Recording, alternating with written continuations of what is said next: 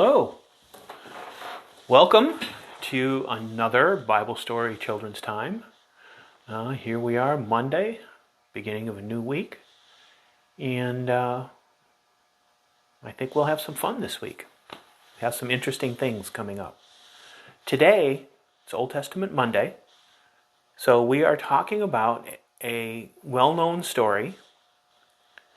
And it's also one of the more difficult ones to deal with.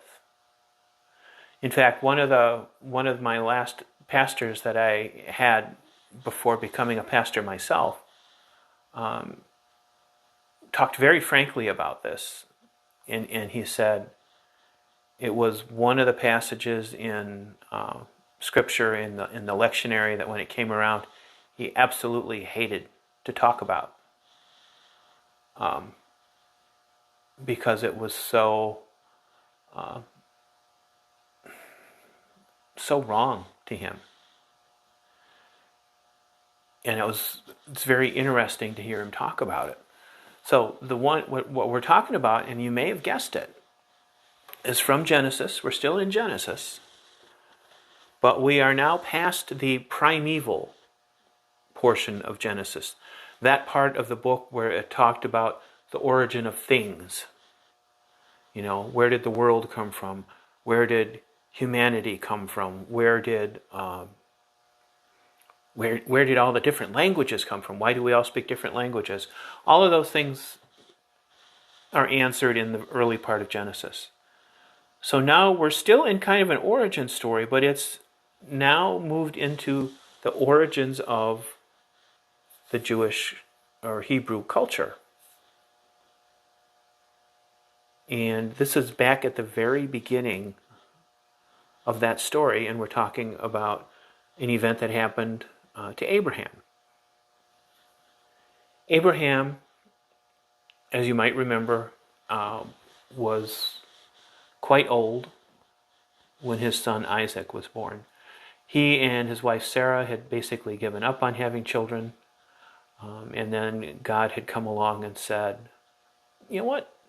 I'm gonna let you have a child, and that child is going to be part of the founding of God's people." And Isaac, sure enough, Isaac was born to Sarah and Abraham. Abraham, I think, was 100 years old, according to Genesis. And he eventually grew up into a young man. And in Genesis 22, we have this story that occurs. And I'm just going to read you the very opening couple of verses. Sometime later, God tested Abraham. He said to him, "Abraham." "Here I am," Abraham replied. Then God said, "Take your son, your only son.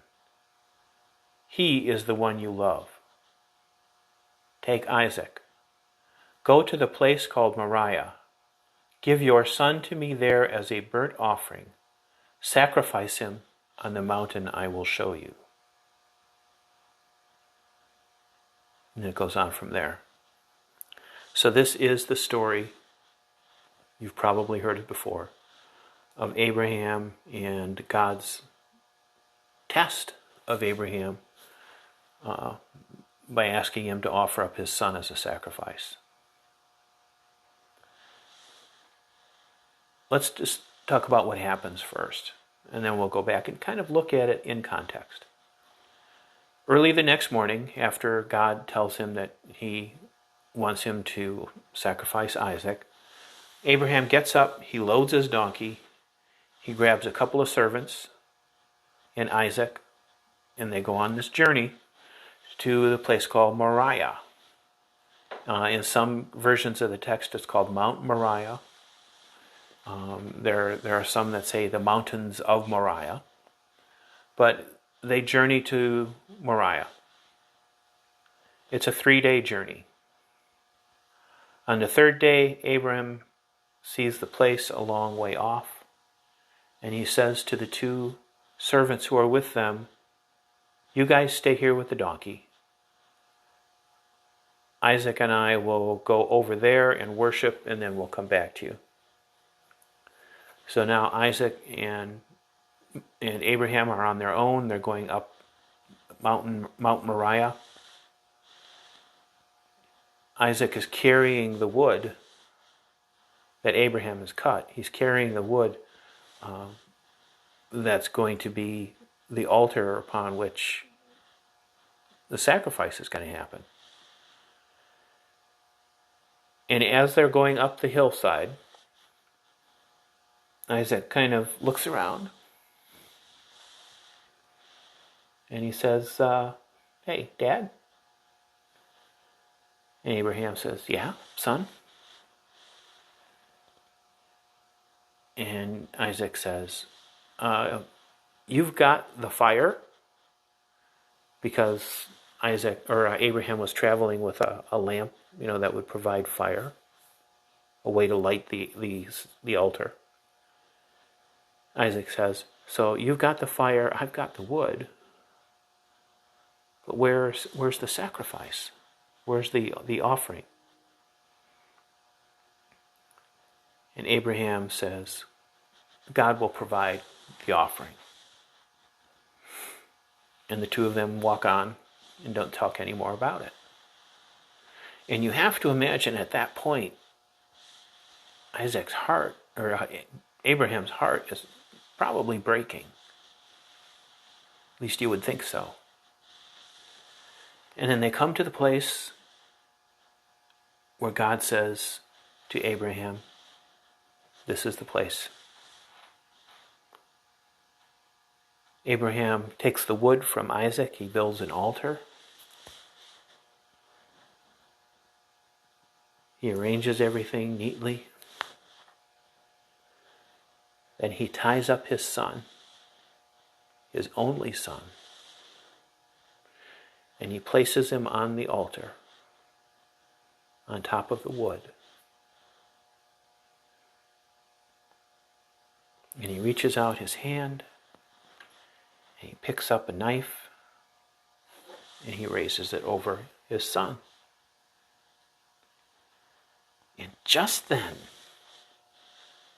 the angel of the Lord appears or calls out to him and says, "Hey, Abraham, don't do that. Abraham." And Abraham says, "Yeah, God?"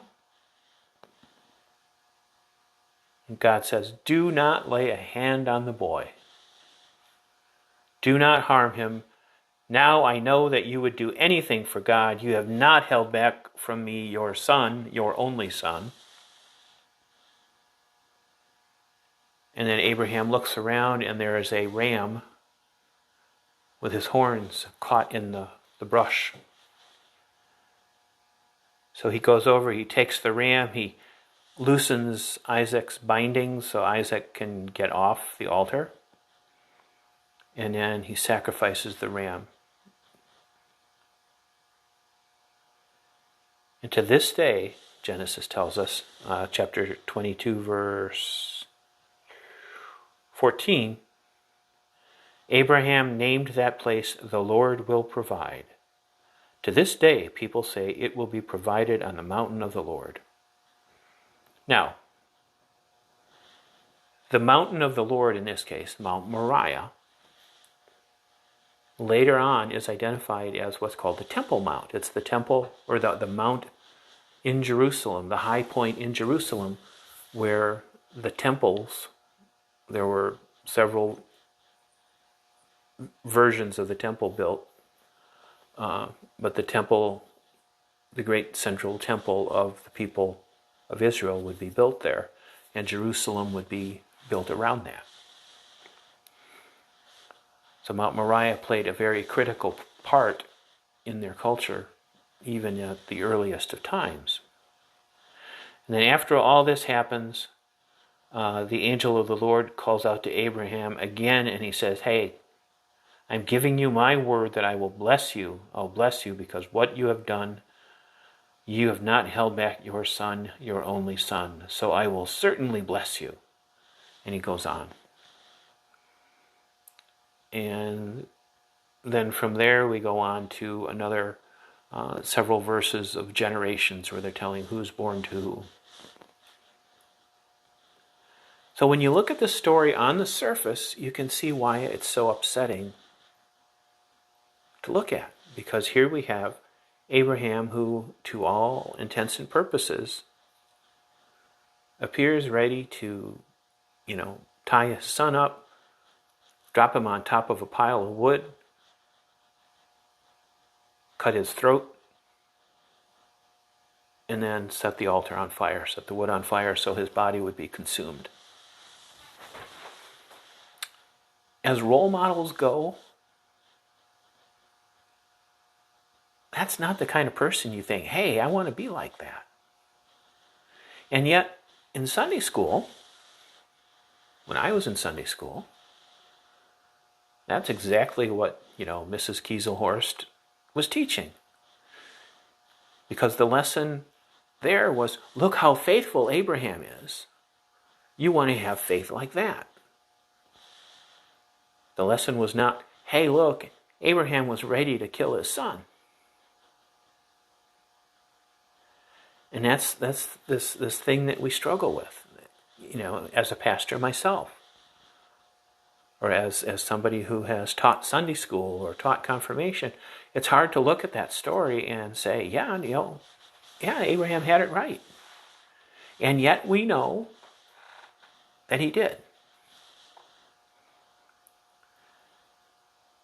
The Hebrew culture itself has struggled with this over the thousands of years.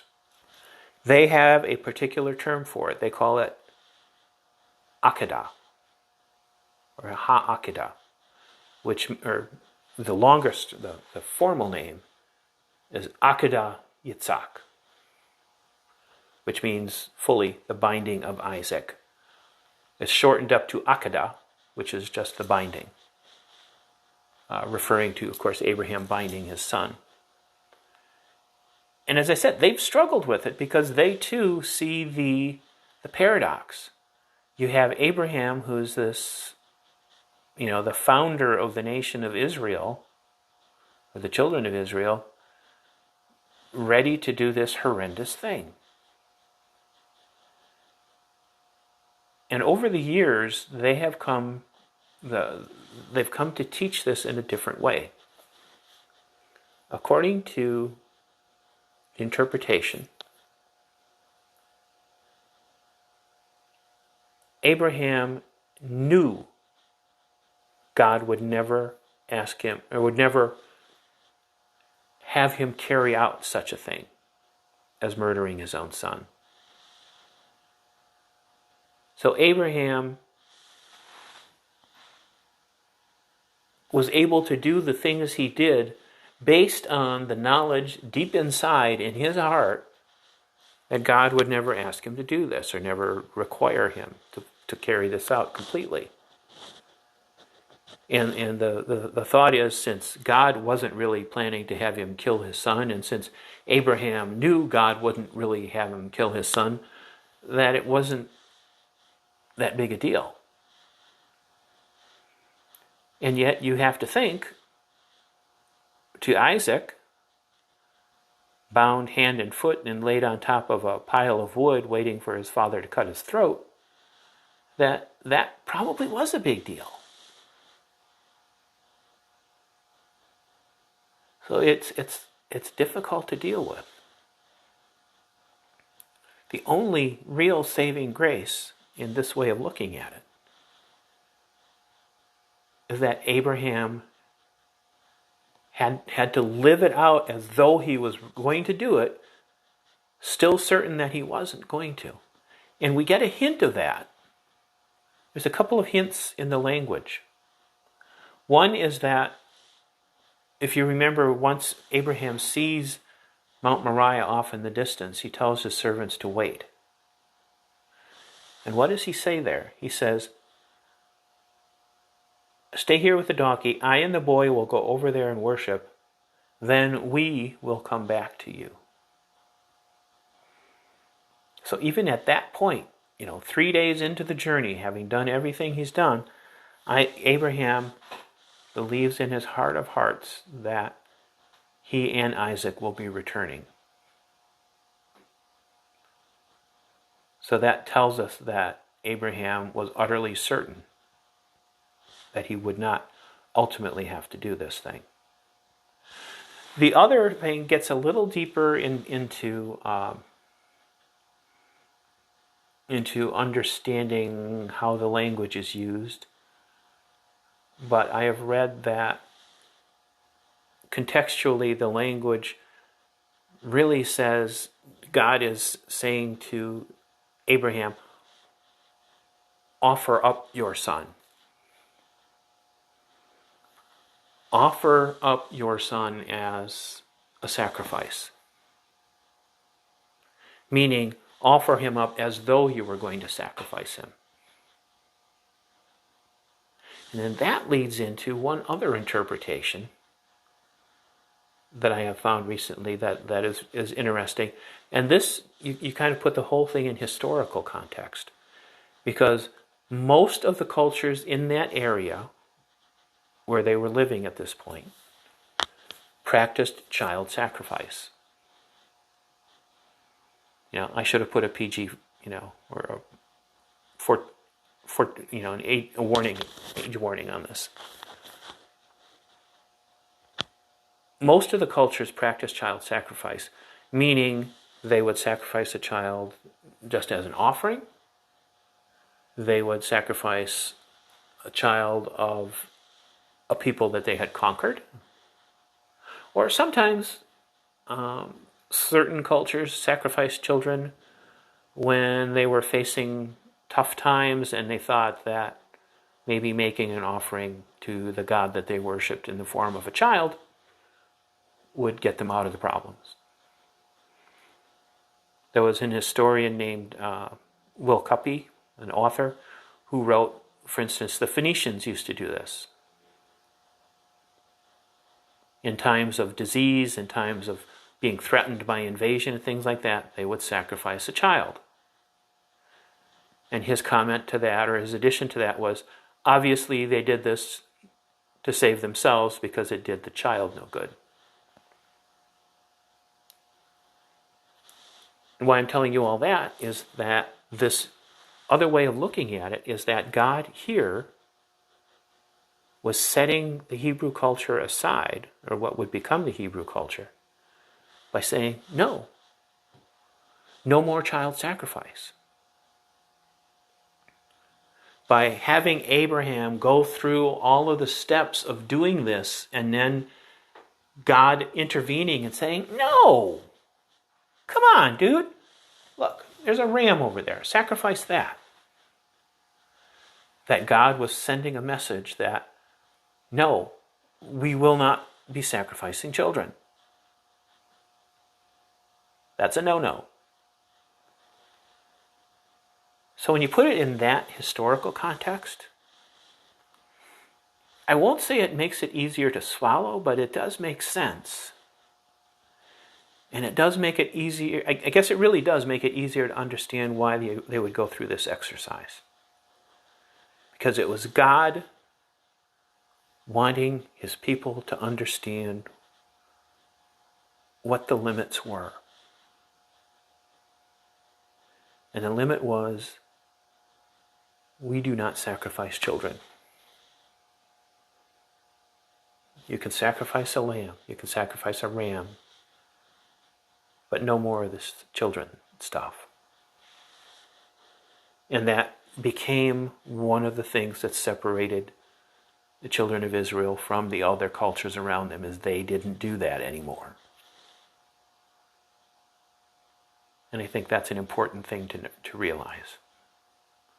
So, you can read more about this in the Bible. You look at Genesis chapter 22, verses 1 to 19. And if you grab yourself a good study Bible, you can probably find some of these other explanations and details in there that might help you understand the story a little better. So, I hope that helped a little bit. We'll be back tomorrow, same time. And it'll be New Testament Tuesday, so we will be, I believe, concluding a story that we started last week. So in the meantime, have a great evening, stay safe, and stay healthy. We'll see you tomorrow.